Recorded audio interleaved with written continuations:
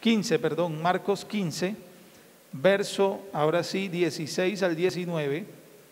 En este pasaje, los soldados a Cristo le llevaron dentro del atrio. Eso fue cuando ya lo fueron a buscar al huerto de Getsemaní.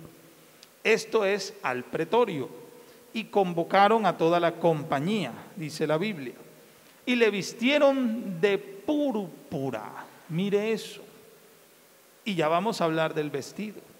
¿Y qué le colocaron? Una corona. Y ya vamos a hablar de la corona.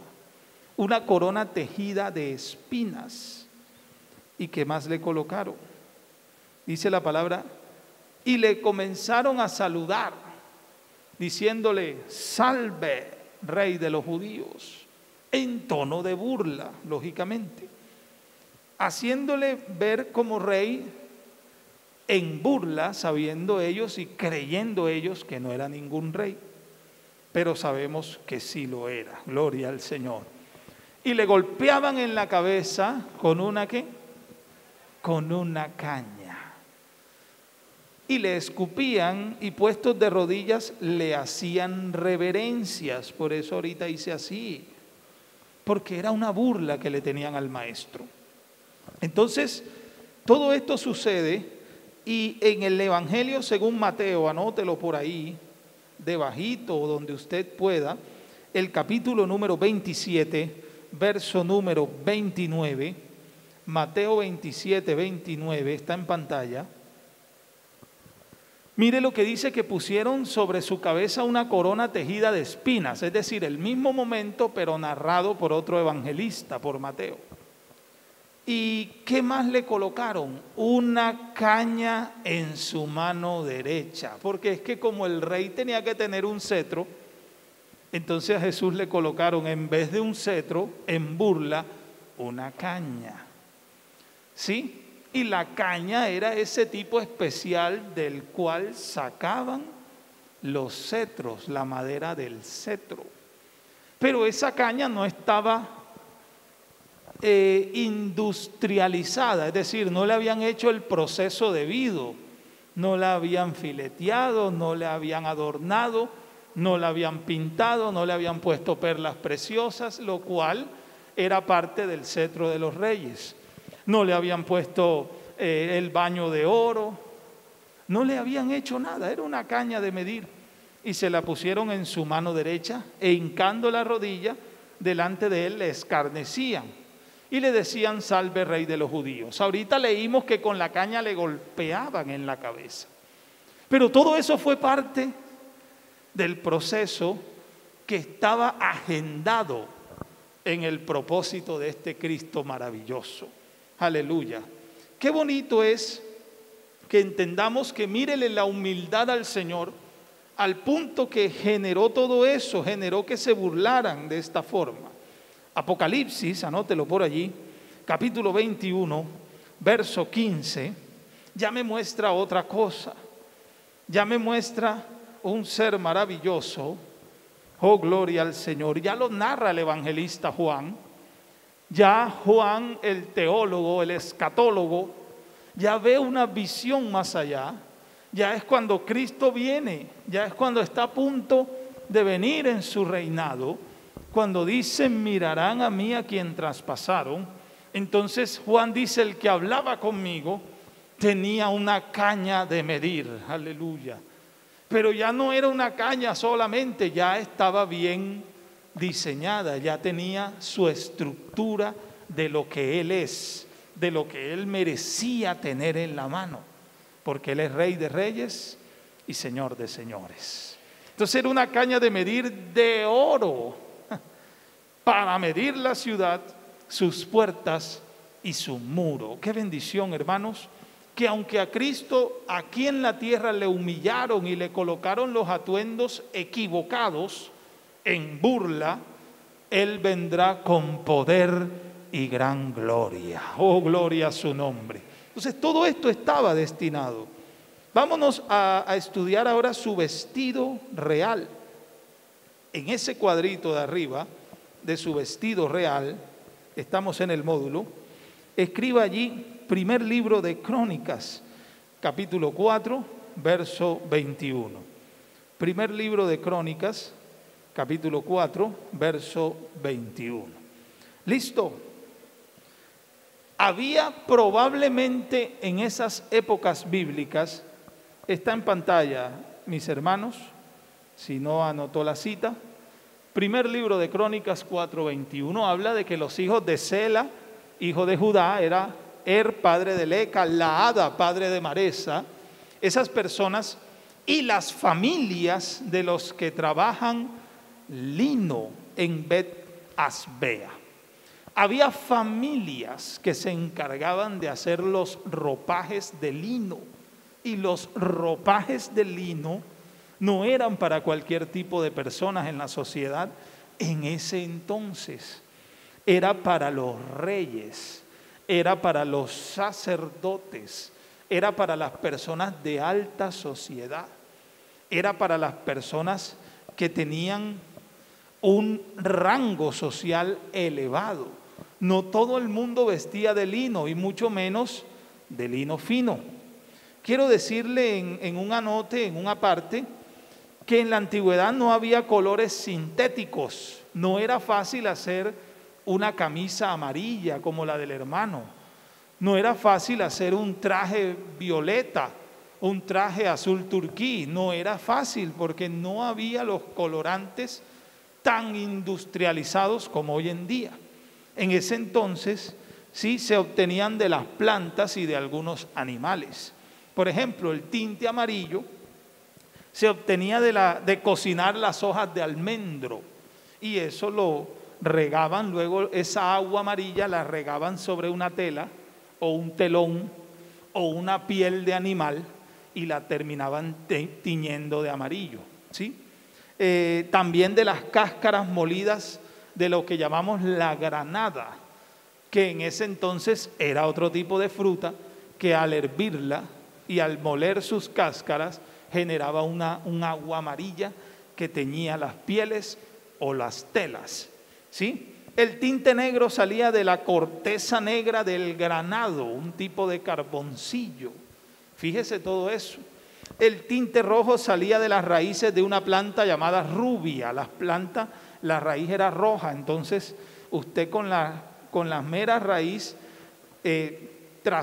usaban la raíz de la planta como brocha, y iban y tenían que arrancar muchas de esas plantas para teñir una tela de rojo, fíjese, de un insecto conocido como kermes, un tipo de escarabajo que era rojizo, y al matarlo esa tintura de su armadura teñía las pieles. Entonces, ¿cuántos escarabajos de esos se necesitaba para colocar un traje en color escarlata? Imagínense. Entonces era difícil hacer. Los tintes azules venían de la flor de añil, y de acuerdo a la medida, a la madurez de la flor, así generaba el azul. Entonces, para teñir una tela de azul cielo, era una flor de añil que estuviera joven. Si la querían un poco más oscuro, azul fuerte, azul turquí, había que esperar que esa flor estuviera mucho más avanzada. Entonces, y el morado, que es el que nos interesa en esta noche estudiarlo, venía de los pigmentos de los caracoles marinos, es decir, se iban a las orillas del mar y buscaban unos caracoles marinos del género Murex o Murex. Mire todo eso, habría que estudiar mucho cultura judía o en esas épocas cómo hacían estas cosas. Les estoy diciendo algo por encima para que usted entendiera cuán difícil era hacer un telaje de esos. Entonces, tener esos caracoles era difícil. Eso era para el tinte morado, lo que llamamos el púrpura. Y se mezclaban y formaban tonos y colores que iban desde el púrpura imperial hasta el azul oscuro o hasta el rojo carmesí, hermano. De hecho, eran tan comerciantes que para que a ellos les adquirieran esos ropajes, porque ya ve lo difícil que era obtener para poder generar los tintes, esas personas tenían que comprárselas a ellos a alto precio y tenían que ser personas de alta estirpe social para acceder a ellos. Entonces, ¿Por qué decimos todo esto? Porque ahorita estábamos leyendo en Marcos capítulo 15, que es el pasaje principal, Marcos 15, y leímos desde el verso 16, que lo llevaron al pretorio y le vistieron ¿de qué? De púrpura. Era el color de los reyes, era el color de los ropajes reales, normalmente eran rojos carmesí, o normalmente eran rojo escarlata, o púrpura. A Cristo le vistieron de púrpura. Entonces mire qué burla tenían con el Señor en medio de un proyecto tan hermoso que Él tenía de venir a perdonar nuestros pecados, a hacer la redención. Mire en la siguiente aparte, ¿qué dice? Su corona, su corona. Entonces, ¿qué corona le colocaron al Señor? Dice allí atrás, y poniéndole una corona tejida de espinas, ¿cierto? Pero los reyes en ese entonces usaban corona de oro, usaban unas coronas especiales, ¿sí? Con un peso extremadamente grande que generaba una visión de autoridad en el rey, y que esas coronas tenían unas perlas, y que esas perlas eran muy preciosísimas. ¿Qué genera esto? Que entendamos que la burla a nuestro Maestro y que la humildad de Cristo fue tan grande que, siendo el Rey de Gloria y permitiendo que allá en el pasado el rey Acab, el rey David, el rey Salomón, el rey Asuero y todos los que en el pasado fueron reyes, ellos sí pudieron llevar la corona como el rey la llevaba. Mas Cristo, siendo el Rey del universo, fíjese, ¿sí? No llevó cetro, sino una caña de medir. No llevó el ropaje ideal, sino un ropaje púrpura hecho por ellos, porque el púrpura del rey no era cualquier púrpura, era el púrpura imperial, como diferenciar el violeta del ¿qué? Del morado, del que fuera más fuerte, ¿sí? No era un morado normal. Entonces la burla a Cristo fue que le colocaron esos ropajes. Y para rematar, no le terminaron el atuendo con la corona de un rey, sino con una corona tejida de espinas. Sin embargo, usted ve en Apocalipsis y encuentra que este Cristo maravilloso trae consigo esa corona especial. Gloria a su nombre, esa corona hermosa. Entonces escriba arribita de donde dice su corona, escriba: no era de oro y no tenía piedras preciosas. Mire la humildad al Señor. No era de oro y no tenía piedras preciosas. Gloria al Señor. No era de oro y no tenía piedras preciosas.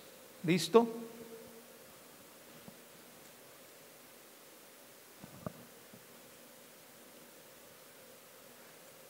Bien, vámonos al módulo y seguimos bajando. Estamos mirando lo que Cristo se trazó, su agenda, en su agenda, lo que hizo por nosotros. Y mire que se metió en el tiempo, eso lo dimos en la clase llamada Dios y el tiempo. Dios se metió en el tiempo porque Dios es un ser atemporal. Dios no vive dentro del tiempo. El tiempo es una unidad de medida para nosotros como seres humanos, ¿sí? Como seres mortales que somos. Gloria a Dios. En cambio, Dios es eterno. No confundamos eternidad con inmortalidad. Los ángeles tienen inmortalidad, ¿sí? Nosotros, como cristianos, el día del recogimiento de la iglesia, dice la Biblia que la muerte será absorbida en victoria, y entonces ahí seremos transformados en unos seres inmortales. Dios no es inmortal porque Dios no tuvo principio. El inmortal, como los ángeles que fueron creados, nosotros fuimos creados, ¿cierto? Pueblo suyo somos, oveja de su prado. Dice la Biblia que Él nos creó Y no, Él nos hizo y no nosotros a nosotros mismos, ¿cierto? En cambio, Dios es eterno, que es distinto.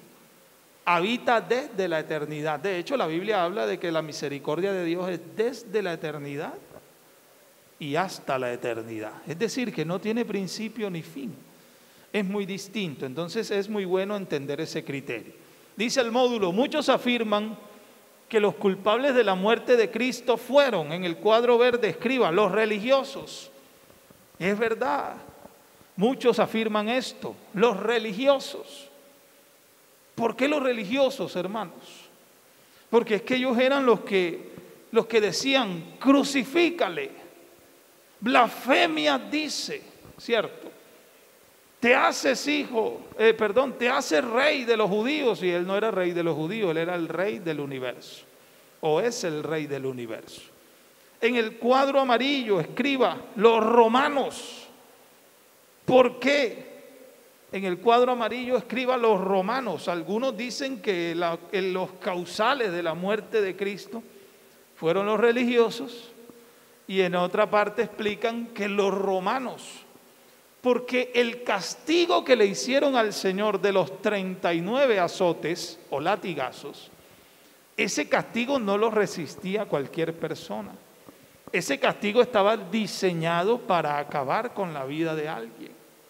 Y dicen algunos historiadores que ese castigo fue el que dejó tan malherido al maestro que al subirlo a la cruz, sus heridas en la espalda fueron las que causaron su muerte. Pero realmente no fue eso. Porque lo hayan azotado, no fue que él murió. Gloria a Dios. En el cuadro rojo escriba el pueblo. Y vamos engranando ese armatodo. ¿Y por qué el pueblo? Porque es que sabemos que le dieron la opción al pueblo, ¿se acuerda? De escoger a quién queréis que os suelte. Y ellos dijeron, dice la Biblia, a Barrabás. Entonces Pilato dice, bueno, ¿y qué hacemos con este, a quien llamáis rey de los judíos? Nosotros no tenemos más rey que al César. Si tú no le crucificas, no eres amigo del César. Entonces ya empezaron a meterse tintes políticos. Entonces Pilato, viendo que nada adelantaba, sino que se hacía más escándalo, así dice la palabra, fue y se lavó las manos y dijo, yo soy inocente de la sangre de este hombre. Y para remate su mujer, dice la Biblia, que se le acercó y le dijo, no tengas nada que ver con este justo. Mire eso, porque he padecido por causa de él en sueños. Entonces, a pesar de que hay gente, aquí aprendemos un principio bíblico, que cuando hay personas que creemos, entendemos, comprendemos la grandeza de este Dios, ¿sí? Otros no, otros están cegados de ello, están cegados. Entonces Pilato cegado, diciéndole, bueno, yo soy inocente. Entonces, ¿qué dijo el pueblo? Su sangre sea sobre nosotros, sin saber ellos lo que estaban diciendo. Y mire todo lo que ha acontecido en la sociedad a nivel mundial.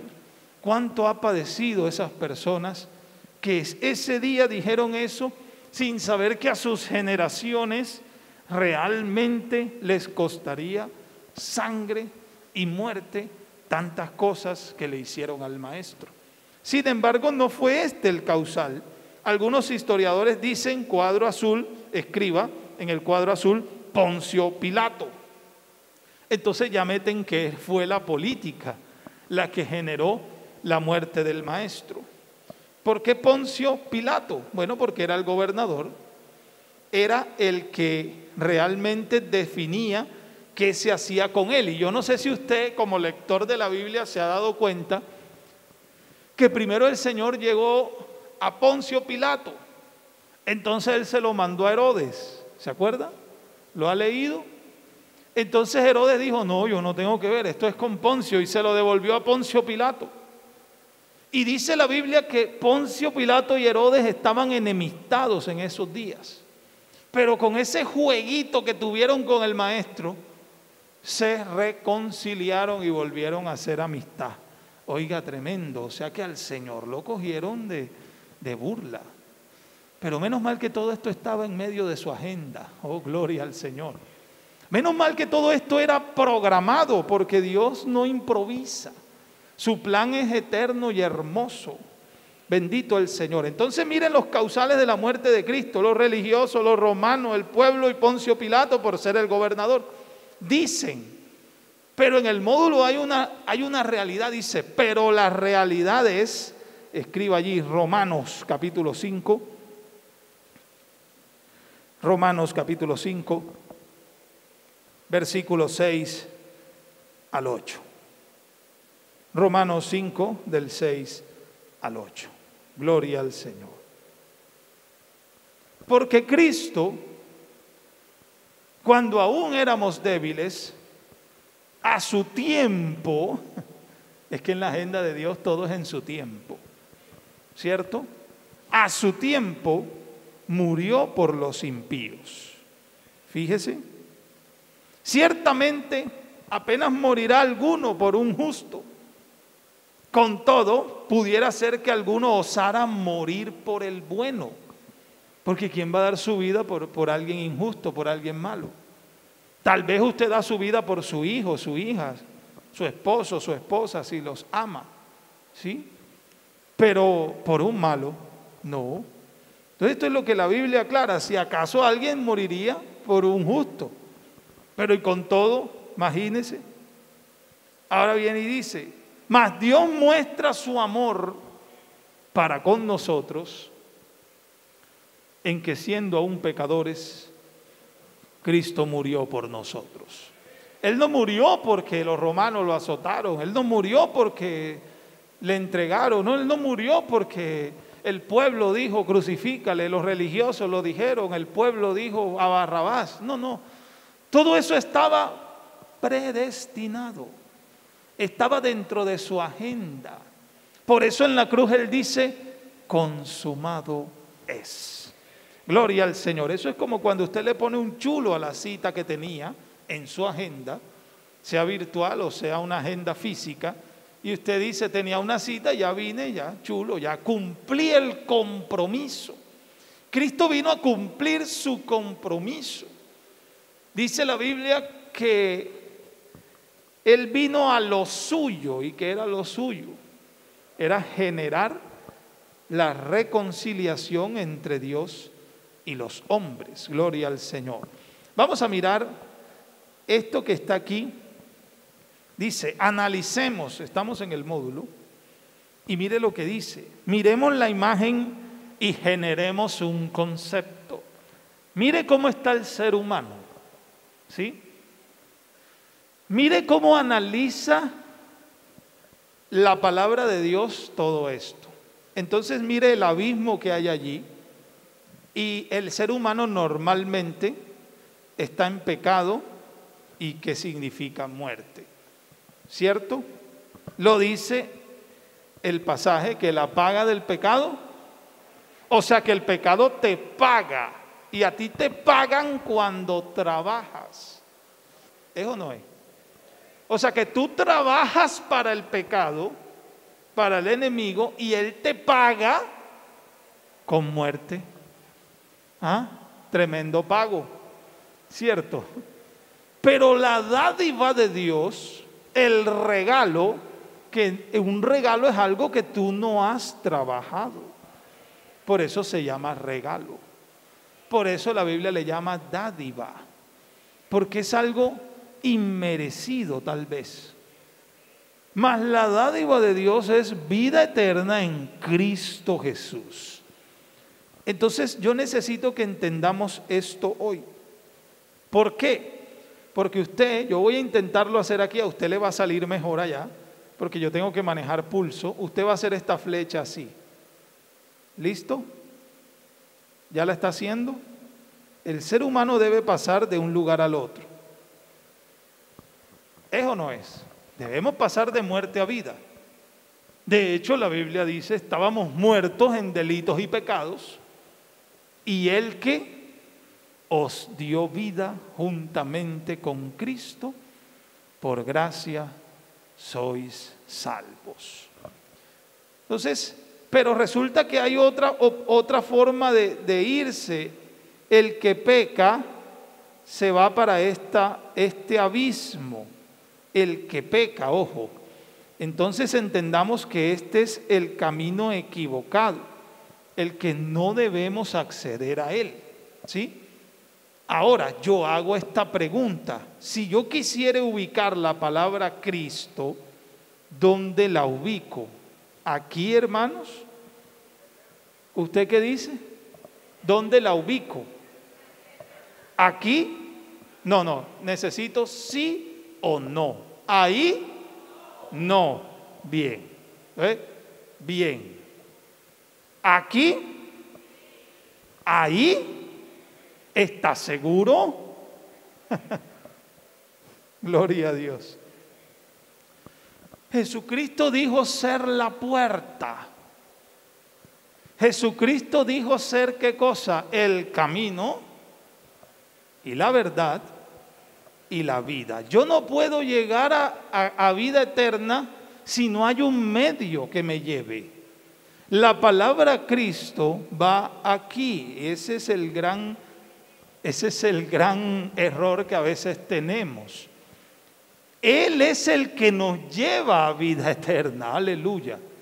Él es el que dice la Biblia, que hay un solo mediador entre Dios y los hombres. ¿Quién es? Jesucristo, hombre, ¿cierto? Entonces, Él vino a hacer ese camino, esa verdad y esa vida. Ahora Jesús dijo, nadie puede venir al Padre sino por mí. Por eso Él es el camino, porque en su agenda Él tenía plasmado abrir el camino. La Biblia dice que Él nos abrió el camino a través de su velo. Esto es de su carne. Oh, gloria al Señor. Entonces, si ven que podemos denotar, mire lo que dice la Biblia allí, que por cuanto todos pecaron, dice así el pasaje que usted tiene en el módulo, y están destituidos de la gloria de Dios. Y el pasaje es Romanos 3:23. Por eso hay un abismo. Por eso hay un abismo. Y por eso el que quiera pasar, como quiera pasar, y con sus estrategias y con sus formas, termina aquí en el error. Porque no hay otro mediador. Por eso la Biblia dice que no hay otro nombre bajo el cielo dado a los hombres en que podamos ser salvos. ¿Sí? En el próximo miércoles daremos si hay que estar en Cristo o junto a Cristo o cerca de Cristo. ¿Cuál de las tres? Aleluya. Yo no me lo pierdo. Gloria a Dios. Entonces, la idea es que entendamos que Él es el que ha sido ese camino que nos ha permitido ir a vida eterna. Gloria a Dios. Ahí abajito, en esas tres lineecitas que usted tiene en el módulo, debajo de ese gráfico, usted me va a escribir una expresión, escríbala, que le indique ese gráfico. Hágalo en 3 líneas, tienen 30 segundos. ¿Qué conclusión sacamos de ese gráfico? Sabemos que Cristo es la puerta, que Él es el camino. En un mundo tan lleno de mentiras, Él es la verdad. En un mundo tan lleno de muerte, Él dijo ser la vida. Aleluya. Gloria al Señor.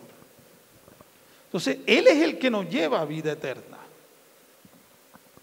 Yo os doy vida eterna. ¿Sí? Hay que usar a Cristo, hay que estar en Cristo, porque nosotros ahora mismo estamos en esa flecha. Estamos en esa flecha.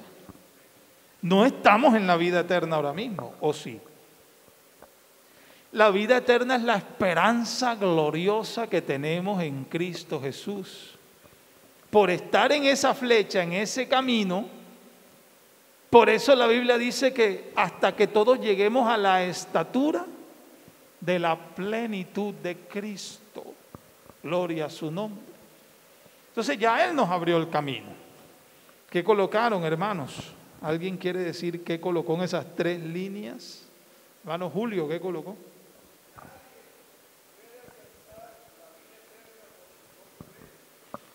Nadie puede alcanzar la vida eterna por su propio medio, sino por Cristo, que es ese puente. Hermano Francisco, para tener vida eterna debo caminar en Cristo, ¿así? Con Cristo. Gloria a Dios, sí Señor, es cierto. Él es el camino, hermanos, Él es la verdad, ¿sí? Llegamos a Él, Él ejecutó, un plan de salvación en nosotros y de eso tenemos acceso a esta salvación. Vamos a mirar allí donde está el cerebrito, relacionemos, dice relacionen las siguientes palabras, vamos a organizar los atributos que hacen que Dios quiera salvar al hombre. ¿Listo? Mire los atributos. Leámoslos. Creador, ¿qué más? Amor, redentor, ofrenda y sacerdote. Esos son los 5 aspectos principales, no he dicho los únicos, que hacen que Dios se mueva a salvarnos. Porque si usted hace un dibujo muy bonito, usted no quiere que se lo arruguen, porque lo hizo usted, le costó a usted. Cuando Cristo decía, sea la luz, ¿qué sucedía? Y fue la luz. ¿No dice así la Biblia? Genérese lo seco, descúbrase lo seco, y las aguas retrocedían y se descubría lo seco. Produzca cada semilla según su género, planta según su género, y animales, y haya aves en los cielos, y así sucedía. Pero con el hombre Él no dijo sea el hombre, y fue el hombre, ¿cierto? Hubo un proceso. Él se dedicó a nosotros, nos formó, tomó barro y formó, dice la Biblia, y luego sopló en él aliento de vida. Entonces dice la Biblia, entonces fue el hombre un ser viviente. Por eso es que el Espíritu vuelve a quien lo dio, porque Él es el que nos infundió aliento de vida. El alma espera en reposo y el cuerpo vuelve al polvo por el castigo que hubo al ser humano, ¿cierto? Por el castigo que hubo. Por eso entró la muerte en el ser humano, pero eso lo miraremos más adelante en otros módulos. Si usted y yo vamos a unir con líneas esto, comencemos con Creador. ¿Cuál de las que están del otro lado hizo su redención por nosotros? El sacrificio ofrecido, es su esencia misma, pueblo suyo somos, el que debía velar por el pueblo. ¿Cuál de esas explicaciones me indican que Él es el creador? Pueblo suyo somos. Entonces, en esa línea de pueblo suyo somos, usted va a escribir el pasaje que lo demuestra. Salmo 100, verso 3. Ahí está, facilito. Salmo 100, verso 3. Listo, ahí lo tienen. Yo creo que no necesitaríamos demostrar que somos pueblo de Dios. Mire lo que dice el salmista: reconoced que Jehová es Dios. Pero vamos a hacerle un análisis a esto, hermano, porque esto está interesante. Hay gente que no lo ha reconocido, no lo han reconocido. Y si lo hubiesen reconocido, estuvieran aquí. Por eso el apóstol Pablo le dice a la iglesia en Roma, porque habiendo conocido a Dios, ¿qué? No le glorificaron como a Dios, ni le dieron gracias. Ajá, ¿y porque había que darle gracias? Nada más por el hecho de que nos haya creado, existimos por Él. Dice, ni le dieron gracias, sino que su necio corazón fue entenebrecido. Por eso el Señor dijo, no se turbe vuestro corazón, ni tenga miedo. Creed en Dios, creed también en mí. O sea que Jesucristo es Dios, aleluya. Hay que reconocer que Él es Dios. Y el que no crea eso se va a perder lamentablemente. Y si usted no cree eso, apaguemos abanico, luces y vámonos de aquí. Hay que creer es que Dios es uno. Y que todo el que crea lo contrario ya está condenado. ¿Es o no es? La Biblia en el pasado dice, a través del profeta, que si alguno no se alabe el sabio en su sabiduría, ¿cierto? ¿Cómo, hermano? Ni el rico en su riqueza, ni esto ni el otro en lo suyo, sino si alguno ha de alabarse, alábese en esto. ¿En qué? En conocerme y entenderme. Gloria a Dios. Y en Primera de Juan 5:20, ¿qué dice? Voy a buscarlos. Mire, es que esto está muy rico aquí. Primera de Juan 5:20, es un pasaje muy conocido. Pero sabemos que el Hijo de Dios ha venido y nos ha dado, y Él en el pasado pedía que en entenderle, en conocerme y entenderme. ¿Listo? ¿Y para qué nos ha dado entendimiento? Para conocer al que es verdadero. Por eso cuando Pedro dice, tú eres el Cristo, el Hijo del Dios viviente, Jesús dice, no, bienaventurado eres Simón, hijo de Jonás, porque es que esto no te lo reveló carne ni sangre, sino mi Padre que está en los cielos. ¿Listo? Entonces, nos ha dado ese entendimiento para darnos cuenta, conocer al que es verdadero. ¿Y qué pasa? Y estamos en el verdadero, en su Hijo Jesucristo. Por eso cuando te digan Jesús solo, no importa, la Biblia dice, en Él estáis completos. Aleluya. Y estamos en el verdadero, en su Hijo Jesucristo. Este es el verdadero Dios y la vida eterna. Entonces, por ser Él nuestro creador, quiso salvarnos. Porque usted salva la obra que usted hace, ¿o no? Si usted hace algo, a usted le va a doler que a otro venga a pateárselo.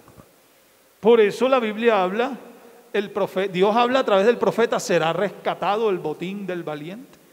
¿Será arrebatado del tirano? Claro que sí, tu pleito yo lo defenderé.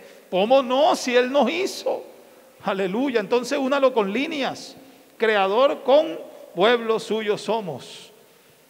Vamos con otro. Segundo, amor. Es su esencia misma. En esa línea escriba Primera de Juan 4:8. Primera de Juan 4:8. Oiga. Primera de Juan 4:8. Mire esto que voy a hacer aquí.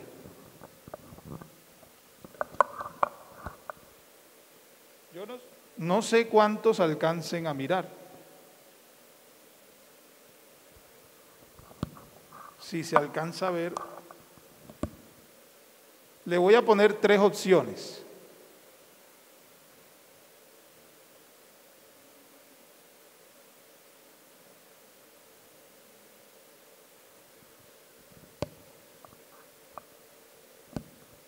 ¿Cuál de estas 3 opciones? 2 arriba y 1 abajo. ¿Cuál de estas 3 opciones sería para usted la correcta? Dios en su esencia tiene amor. Eso es lo que dice este gráfico. O el amor, Dios está dentro de la esencia del amor. Eso es lo que dice el segundo gráfico. O que el amor y Dios están totalmente fusionados. ¿Cuál de esos 3 me indica este verso? Porque es que este verso hay que hacerle inferencia bíblica. Yo de este verso saco una riqueza de enseñanzas. El que no ama, ¿y qué es amar? ¿Y por qué alguien dejaría de amar? Dice que el que no ama no ha conocido a Dios. ¿Por qué? Porque Dios es amor. ¿Cuál gráfico es entonces? El de abajo, ¿cierto? Dios es amor, esa es su esencia. Dios no tiene amor, Dios es amor. Y el amor de Dios se ha manifestado en nosotros. Por eso ahorita leímos que aún que Cristo nos muestra su amor para con nosotros, nos los muestra, el amor se muestra.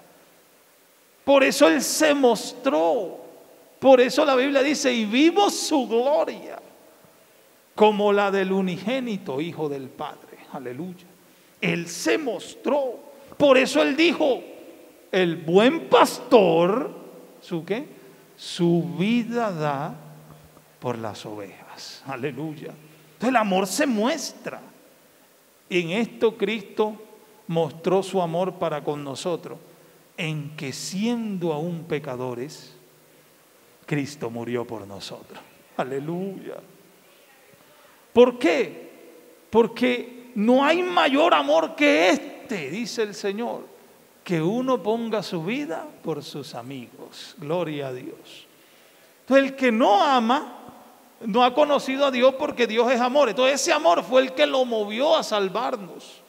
¿Qué me indica esto? Que el amor de Dios se derrama sobre la gente. ¿De dónde lo saca, hermano pastor? Porque es que la Biblia dice que el que no ama, entonces el amor de Dios no se ha derramado sobre él. Ahí lo dice en el texto. Eso se llama inferencia bíblica. De ahí saco que el amor de Dios se distribuye a la gente, porque a él se le derrama, se le brota. ¿En qué? En haber muerto por nosotros, en haber ofrecido su vida por nosotros. Oh, gloria al Señor. Esa ha sido la mayor muestra de amor. No ha habido otra, no ha habido otra. Ni en la Biblia ni en ninguna parte usted va a encontrar una mayor muestra de amor que la que ya Cristo hizo por nosotros. Entonces el que no ama, no se le ha derramado el amor de Dios en su vida. No ha conocido a Dios, no sabe quién es Dios, porque Dios es amor. Y si Dios es amor y tú lo conoces, tú empiezas a manejar esa esencia divina de Él y empiezas a experimentarla. Redentor, bueno, amor con su esencia misma. Redentor, ¿cuál es redentor? Ay, facilito, porque vieron el módulo ahorita aquí en el púlpito del pastor.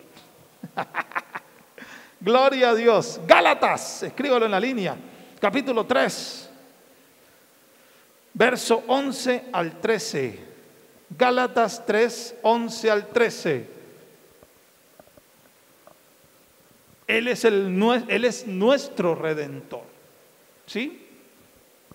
Gálatas 3, 11 al 13. Estamos en un taller bíblico, recuerden. Estamos en la serie que se llama Conociendo a Dios. Ya dimos las manifestaciones de Dios, Dios y el tiempo, la grandeza de Dios. Dimos muchas cosas sobre Dios. El ejemplo de Dios o el ejemplo de Cristo en su vida. En otro taller dimos el ejemplo de Cristo en su muerte. Y en otro taller dimos el ejemplo de Cristo en su resurrección. Hoy estamos dando la agenda de Dios, como lo estamos conociendo, ¿sí? Entonces, mire, Gálatas 3:11 dice que por la ley ninguno se justifica para con Dios. Es evidente porque el justo por la fe vivirá. ¿Listo? Entendemos eso. Abolido el antiguo pacto, hay uno nuevo. Y la ley no es de fe. En el pasado no era así. Sino que dice, el que hiciera estas cosas, vivirá por ellas. La ley decía, el que tuviere una enfermedad leve, menor, fuere donde el sacerdote lo llevará a la orilla de la ribera del arroyo, sacrificará 2 tórtolas, 2 palominos, rociará su sangre sobre él, y entonces fuere y será sano. y si hubiere cometido pecado serán perdonados. Había que hacer un acto para mostrar la evidencia de qué, de que creías y de que hacías, ejecutabas lo que Dios decía. Esas eran las ordenanzas para el pueblo, ¿sí? Eso era la ley. Pero Cristo nos redimió. Él fue el que nos redimió, aleluya. Por eso Él es nuestro Redentor. Gloria a Dios. Él nos redimió de la maldición de la ley.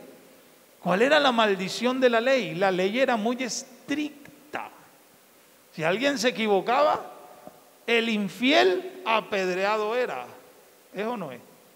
¿No decía así la ley? El menesteroso alejado del campamento de la ciudad. El leproso no le podían dar trabajo. El que hubiera cometido pecado tenía que hacer un proceso y si no lo hacía, perdía. Entonces, hecho por nosotros maldición, dice, porque está escrito: maldito todo el que es colgado en un madero. Entonces, Cristo se hizo maldición por nosotros para redimirnos de lo difícil que era la ley. ¿Quién estaba haciendo las cosas sabiamente por la ley? Era difícil. Ahora no, ahora hay algo llamado la gracia. Hijitos, si alguno de vosotros pecare, abogado tenemos para con el Padre, a Jesucristo el justo. Aleluya, gloria al Señor. Entonces, Él es nuestro Redentor. Por eso en su agenda estaba redimirnos. Y usted sabía que el día que Cristo muere en la cruz era la Pascua. Y en la Pascua se sacrificaba un cordero y se comía con panes sin levadura y se comía con verduras, hierbas amargas. Entonces Cristo se sacrifica en el mismo lugar que en el pasado Abraham dijo: Dios se proveerá de cordero. Geográficamente era aproximadamente 7 kilómetros el mismo lugar. El día de la Pascua, el día que tenía que haber un sacrificio, y Él fue ese sacrificio, aleluya, el Cordero de Dios que quita el pecado del mundo. Una vez y para siempre, dice el libro de Hebreos, para ya acabar de una vez con el pecado. Gloria al Señor. Entonces no era como el sacerdote que una vez al año tenía que hacer la administración y el sacrificio. Cristo nos redimió una vez y para siempre. La siguiente, ofrenda. El sacrificio ofrecido. Efesios 5:2. Escríbalo allí. Efesios 5:2. ¿Listo? Efesios 5:2. Y andad en amor, como también Cristo nos amó y se entregó a sí mismo. Entonces no fue el pueblo, ¿cierto? Entonces no fueron los gobernantes, no fue Pilato, no fueron los sacerdotes, las 4 cosas que algunos por allí dicen. No.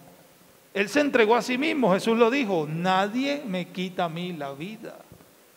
Yo tengo poder para ponerla y tengo poder para volverla a tomar. Aleluya.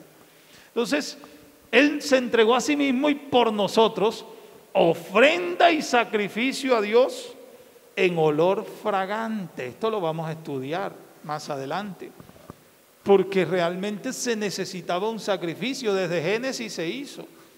Dios vistió al ser humano, lo vistió con pieles, tuvo que haber un sacrificio.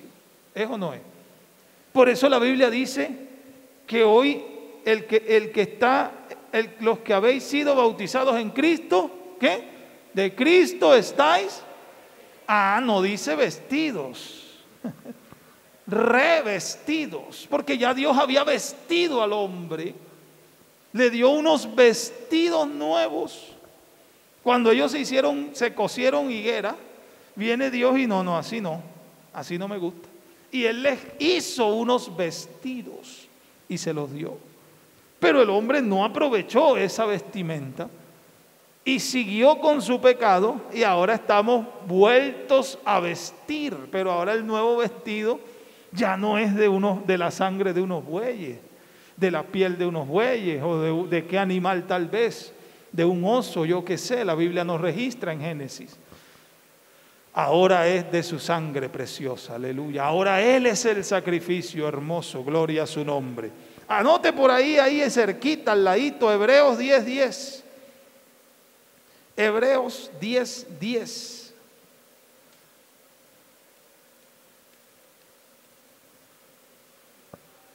En esa voluntad somos santificados. ¿Cuál voluntad, hermano? ¿La voluntad de quién? De Cristo. Y si está en su voluntad es porque Él lo anota. Tipo de llevar una agenda, gloria a su nombre. La agenda de Dios es un simbolismo, es algo, es una forma simbólica de decir que Él tiene todo preparado. Pero no es que físicamente Dios maneje una agenda, ni maneje una aplicación de agenda, no. Es que Él tiene todo preparado, ¿sí? Él todo lo tiene calculado. Él es el Dios eterno, Él todo lo sabe, todo lo puede. Entonces en esa voluntad somos santificados mediante la ofrenda del cuerpo de Jesucristo, hecha una vez y para siempre. Oiga, tremendo, ¿eh? Entonces fue la ofrenda. Él dijo, no, yo me ofrendo, ya que mi pueblo es maltratado, decía en el pasado, y nadie, ni los jueces, ni los reyes, ni los profetas, ni los patriarcas, ni los padres habían hecho la labor correctamente. Los profetas hacían lo que ellos querían a veces y se iban para donde no debían, como Jonás, ¿sí? Y tergiversaban cuando no debían, como Ezequiel, y así. Entonces, por eso Hebreos 1:1 dice, Dios habiendo hablado en otros tiempos, por los padres, los profetas, ahora nos habla, ¿qué? Por el Hijo, aleluya. ¿Y quién es el Hijo? Es la ofrenda especial que Dios usó desde el pasado. Tenía pensado cuando dijo, no, yo mismo que hablo, estaré presente, aleluya. Entonces estaba planeado, estaba destinado, estaba esto bien estructurado. Entonces ya unió con línea, ofrenda. Y el sacerdote, ¿cuál sería la que falta? El que debía velar por el pueblo. Anote ahí Hebreos capítulo 4, verso 13 al 15. ¿Listo? Hebreos 4, 13 al 15. Y no hay cosa creada que no sea manifiesta en su presencia. Antes bien, todas las cosas están desnudas y abiertas a los ojos de aquel a quien tenemos que dar cuenta. Oiga, tremendo, ¿eh? Y dice la palabra de Dios, por tanto, teniendo un gran sumo sacerdote, porque Él es el sacerdote, que traspasó los cielos, Jesús, el Hijo de Dios, retengamos nuestra profesión. Por eso a mí siempre me ha gustado esta expresión, nunca la dejaré de usar, ni en talleres, ni en prédicas, ni en nada. ¿En qué se ocupa un panadero? En los panes. ¿En qué se ocupa el zapatero? En los zapatos. ¿En qué se ocupa un salvo? En su salvación. Entonces retenga su profesión, hermano. Retengamos nuestra profesión. La Biblia dice que nuestra profesión es que somos embajadores de Cristo. Aleluya. Y como si Dios nos usara de megáfono. Porque la Biblia dice, como si Dios rogase por medio de nosotros a la gente, reconciliaos con Dios, por favor. Y otra vez os digo, reconciliaos. Aleluya. Oiga, tremendo. Entonces, si usted es un embajador, cuídese de manera especial. Porque no tenemos un sumo sacerdote que no pueda compadecerse de nuestras debilidades. Ah, ya entendimos. Entonces, por eso es que con amor nos salvó. Por eso nos ama. Porque siendo aún pecadores, Dios murió por nosotros. Cristo murió por nosotros. ¿Sí? No tenemos un sacerdote que no pueda compadecerse de nuestras debilidades, sino uno que fue tentado en todo, según nuestra semejanza, pero sin pecado. Oiga, él fue tentado en todo, pero no se equivocó. Dice la Biblia que en su boca no hubo engaño. Gloria al Señor. Acerquémonos pues confiadamente al trono de la gracia para alcanzar misericordia y hallar gracia para el oportuno socorro. Bueno, íbamos hasta el 15, pero me emocioné. ¿Cierto? Entonces, ¿qué quiere decir esto, hermano? Que Él sabía, conocía nuestros defectos, nuestros errores, y con todo eso se planteó el proyecto de salvarnos. Y en su agenda celestial, en medio de su humildad, se dejó colocar el cetro que no era de un rey, una caña de medir, sin haber sido labrada y adornada. Una corona que no era de rey, una corona de burla, sabiendo que cuando venga, dice el escatólogo Juan, tendrá una corona de oro, oh gloria a su nombre. Un vestido de púrpura, sabiendo que cuando venga, vendrá vestido, vendrá con su ropa teñida en sangre. Oiga, el color del rey, o púrpura imperial o rojo carmesí. Pero a él lo vistieron fue de púrpura, en burla. Y le decían, salve, rey de los judíos, en burla. Entonces si vemos que en la agenda de Dios hay un proyecto magno, hay algo hermoso, hay algo especial, hermano.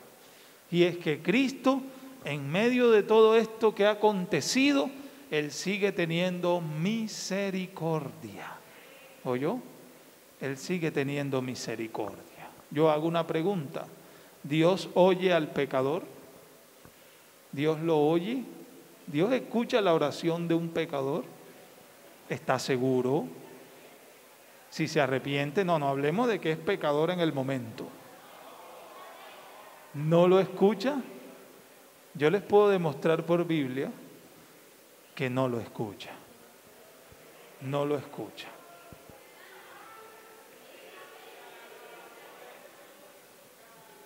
¿Sabe cómo lo escucha? Que el pecador clame misericordia. Pero si pide algo así secular, no lo escucha. No lo escucha. Pero si usted quiere aprender eso por Biblia, sigan los talleres. Hoy aquí hay 6 personas nuevas que yo traje. 6. La pregunta es, ¿dónde está el que usted iba a traer? Uno solo. Esta hermana Rosa dijo, aquí está el mío, hermana. Gloria a Dios. Hermanos, dice, opine y comparta. Ahí dice en el módulo. ¿Por qué considera usted que Dios tuvo que manifestarse en carne para salvarnos? Tiene 30 segundos para escribir la respuesta a esa pregunta. Ya la tiene, hermana. Mal hecho. Dígale, hermana. Vamos adelantando. Tiene 3 razones del por qué Dios tuvo que manifestarse en carne para salvarnos. Por su gran amor, para cumplir su palabra de que vendría por nosotros. Y la tercera, porque no había nadie más dispuesto o aceptable para ejecutar ese trabajo. Muy bien, hermana Yaniri, gracias. ¿Alguien más? Bueno, no la están escribiendo. Él tenía todo agendado. Pero vamos a analizar la pregunta a fondo. Dice, ¿por qué considera usted que Dios tuvo, o sea, obligación, que manifestarse en carne? O sea, ¿por qué no dijo desde el cielo, sean salvos todos, y fuimos salvos todos? O créanme a mí acá arriba, y fui. Dígame, hermano Álvaro. ¿Cómo? Era la única manera de redimirnos. Aquí el hermano dice, no había otro medio, hermano Julio. Para no dejar caer la palabra que él dijo en Génesis. Gracias, hermano Julio. Samuel Socarrás. ¿Qué dice? Por cuanto los hijos participaron de carne y sangre, él también participó de lo mismo. Gracias, hermano. Todo lo que ustedes han dicho es correcto porque su amor, porque estaba en su agenda, todo eso está excelente, muy bien, es verdad. La razón bíblica de que él tuvo que venir, sí, porque nos ama, porque nos creó, porque es el sacerdote, porque al mismo tiempo es la ofrenda, todo eso. Y es verdad que tenía que participar de carne y sangre. ¿Pero por qué? ¿Quién se equivocó en el principio? ¿El primer pecado cuál fue? ¿Seguro? Ojo, no fue en el Edén. Ya. El humano sí fue en el Edén. ¿Pero de dónde viene? Pero yo no me quiero como adelantar a los talleres. Pero sí, pero sí quisiera decir que cuando se equivoca Adán y Eva, hay un castigo para cada uno de ellos. Y a la serpiente le hay una condenación sin salvación. ¿Oyeron? Para el hombre eran castigos, la mujer castigos. El dolor con dolor, tú para poder comer labrarás con el sudor de tu frente. Eso no estaba diseñado así en el plan original. En el jardín de Edén no era así. Pero a la serpiente le das una condenación. Ahora te arrastrarás y tu simiente será enemigo de la simiente de ella, de la mujer. Usted está conmigo, hermano. Por eso es que tu descendencia será enemiga de la descendencia de ella.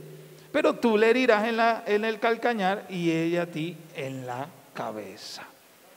Entonces, esa promesa, ese proyecto tenía que ser ejecutado. Tenía que nacer de una mujer, ¿cierto? Tenía que venir de una descendencia divina. En este caso, el que engendró en María fue el Espíritu Santo. Usted está conmigo, hermano. No quiero adelantarme, pero la Biblia dice que Melquisedec era rey de Salem, sacerdote en esa época, y Abraham le dio los diezmos de todo. Dice, considerad cuán grande era este, que aún Abraham el patriarca, aún Abraham con lo grande que era también Abraham ante Dios, le dio a él los diezmos de todo. Entonces, ¿qué viene y dice? Ahora este Cristo, sin genealogía, porque Cristo no viene de la tribu de Leví, ¿o sí? No, y solo los de la tribu de Leví eran sacerdotes. Melquisedec, para ser rey, para ser sacerdote, tenías que venir de ese legado, de esa descendencia. Entonces Cristo es sin genealogía, sin padre, sin madre, se refiere a que no venía hijo de sacerdote. ¿Sí? Usted está conmigo, hermano. Entonces, él ahora es ese sacerdote, gloria al Señor, pero ya no del orden de Melquisedec, ya no era en ese orden. Pero si usted quiere seguir aprendiendo, venga a los talleres. ¿Listo? ¿Por qué no le damos gracias a Dios? Aprendimos,